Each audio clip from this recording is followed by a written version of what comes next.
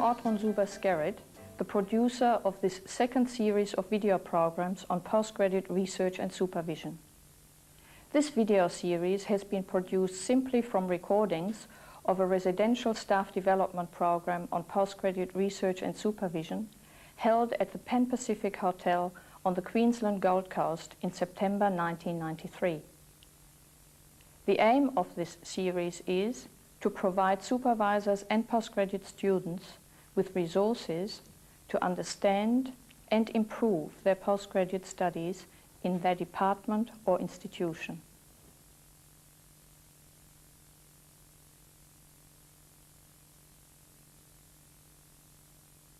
Well, that's like asking, tell everything you've ever written in your book or every talk you've ever given in one sentence. There's so many different things to be said about that, but I suppose effective methods, I'd concentrate on a variety of different ways of supervising. And we've got the traditional one-to-one supervision model, which seems to be being superseded by joint supervision now. And joint supervision can be very damaging to a student if it's not worked out very carefully between the three people concerned, the two supervisors and the student. And this isn't done very often, so one of the things that would have to be set up for good supervision when there's joint supervisors is that they all know what their roles are, where their boundaries are, that the student knows where that is too, and it's a three-way relationship, not the student or one supervisor and the student and the other supervisor. They have to have three-way meetings, the two supervisors have to be in contact with each other, and the supervisors have to know at all times what the student is doing, but equally whether it's up to which one of them to comment, because when you have both supervisors commenting on everything, the student can be pulled in all directions. There's also a move towards the American model of panel supervision, multiple supervision, and the same kind of rules as for joint supervision have to apply. You have to know who is the main supervisor, what role the others are playing, etc. Also, increasingly people are trying different forms of group supervision where there's peer support from the postgraduates themselves, and it's economical in staff time because you have one or perhaps two supervisors for a larger number of students. And again, there are many ways of doing this, but there have to be ground rules laid down, and the ground rules have to be worked out very carefully.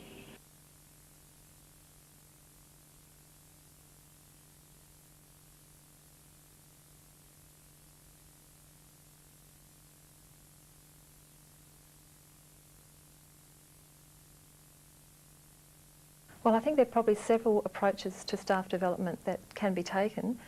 First, conferences such as this are really good for inter-institutional exchange about ideas on supervision. At the institutional level, there are probably at least two approaches that I think are effective. First of all, university-wide workshops on supervision for helping staff understand the policies and practices, such as codes of supervision, policies on ethics. That's a very important thing and can be done at an institutional-wide level. But there's also a need for faculty-based programs for staff so that the discipline-specific contexts of supervision can be discussed, and the processes of supervision at that level can be opened up for discussion. Also, though, I think individual academic staff can provide staff development support through mentoring. For example, principal supervisors can help novice researchers understand the complexities of supervision through a mentorship role. I think that it might be useful to think about what staff development is, because we often think of staff development as something that one group of people who know what they're doing do to other people who don't know what they're doing. And I think it really derives from organic metaphors development, and it means that staff are developing themselves, but they need a climate that is conducive to that development. I think we need to develop in ways that move us from the private to the public, in a sense, from what was seen in the past as relationship between one supervisor and one student to a community of researchers. And if we have this community, I think that's the climate that enables both the student to develop and also the staff. In an effective community of researchers, then, the staff member has the opportunity of developing as a researcher as well. And especially in the case of many young or new staff members, this is extremely important because you can be a more effective supervisor if you yourself have established a research direction and are passionately following through on your own intellectual interests. I guess I'm particularly interested in postgraduate supervisory groups, and I think they make an interesting way of just focusing on what I think staff development in postgraduate supervision is and what's needed. That is that in a supervisory group, you give people the opportunity to develop their own research, to help other people to develop their research.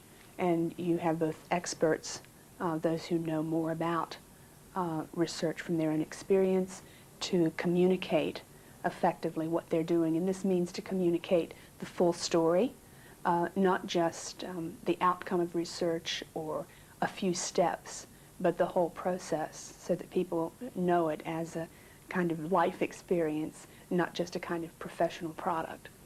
And I think that's the kind of development that we need, which also enables students to help each other, because it's really getting down to what is teaching.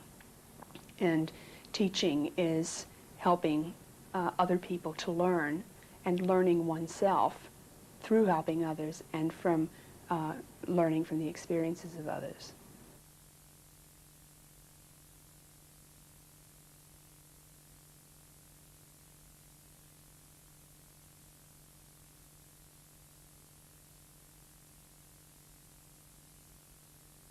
Without doubt, it has to come from institutional level, from the very top, because if the resources aren't given by the institution, then the thing is not going to succeed.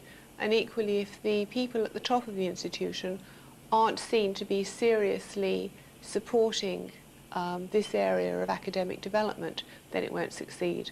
But assuming that the institution has taken this on board and are treating it very seriously, providing the resources and are seen to be supportive, then devolves down to the departments to set up what they think is appropriate to them. Now, I spoke before about cross-faculty meetings, and it may well be that you need to move up and down a bit between departments and faculties, etc. Or it may be that a university has a staff development unit. Many do and many don't. The staff development unit would obviously be the place that the ideas of what workshops to run and what to put on for staff, that it would emanate from there, but only once the institution has taken overall responsibility. In the first instance, institutions need to ensure that there's adequate financial support and infrastructure for staff development programs in the institution.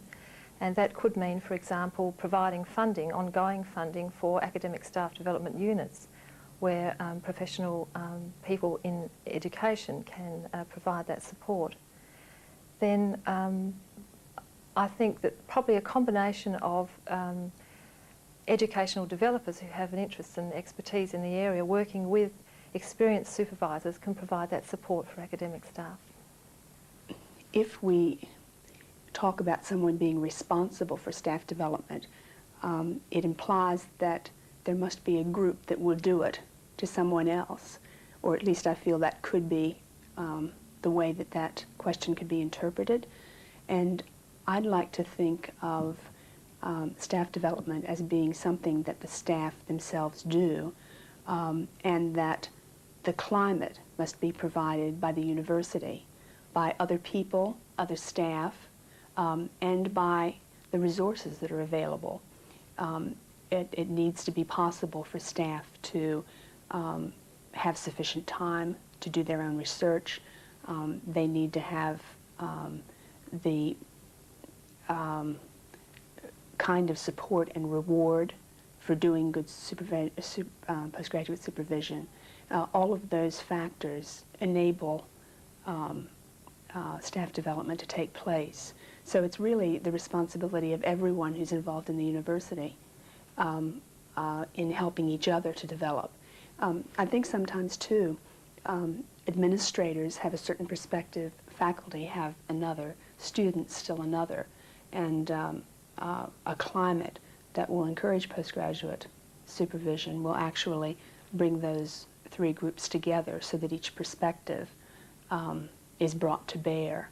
For instance, at the university, there are many pressures on the university itself to do certain kinds of work. For example, to show the quality of their work. That perspective is very helpful to staff who are also trying to develop themselves. So it is a matter of getting all groups to contribute to a climate that makes for an effective community of researchers.